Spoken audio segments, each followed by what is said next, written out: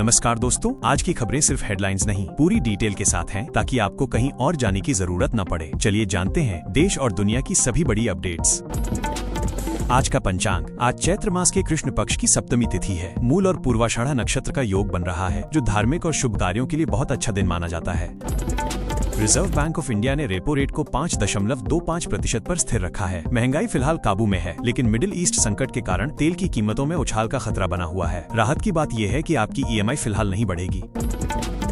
भारत ने COP33 की hosting से पीछे हटने का फैसला लिया है। सरकार का कहना है कि अभी पूरा ध्यान घरेलू जलवायु नीतियों पर रहेगा। इस फैसले ने अंतर्राष्ट्रीय स्तर पर नई चर्चा छेड़ दी है। असम विधानसभा चुनाव के लिए आज वोटिंग हो रही है। सुरक्षा के कड़े इंतजामों के बीच हजारों जवान तैनात हैं। यहाँ बीजेपी और कांग्रेस के बीच सीधा मुकाबला है, जिसके नतीजे देश की राजनीति की दिशा तय करेंगे। ईरान अमेरिका तनाव के कारण एयर इंडिया ने अपनी कई गल्फ फ्लाइट्स रोक दी हैं। दुबई, दोहा और तेहरान के रूट सबसे ज्यादा प्रभावित हैं। यात्रियों को रिफंड या रीबुकिंग की सुविधा दी जा रही है। राजधानी और आसपास के इलाकों में तेज बारिश, आंधी और बिजली गिरने का खतरा बना हुआ है। IMD ने येलो अलर्ट जारी किया है। उम्मीद है कि 10 अप्रैल के बाद ही मौसम साफ होगा। हरिद्वार में 2 बसों की आमने सामने की जोरदार टक्कर हुई है। हादसे में कई लोग घायल हुए हैं, जिन्हें अस्पताल में भर्ती कराया गया है। पुलिस ने मामले की जांच शुरू कर दी है।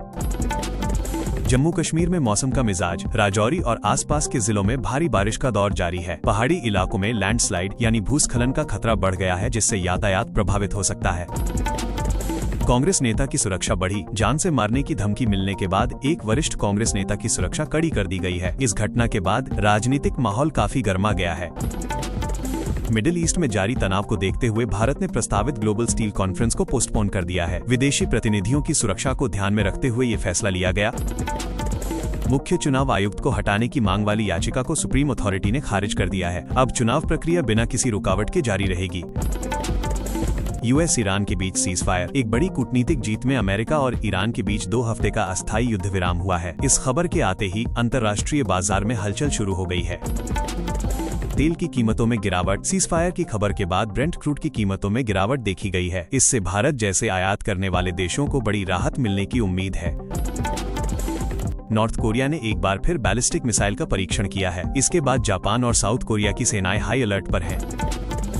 पाकिस्तान ने अमेरिका और ईरान को बातचीत की मेज पर आने का न्योता दिया है। क्षेत्रीय तनाव को कम करने के लिए पाकिस्तान मध्यस्थता की कोशिश कर रहा है।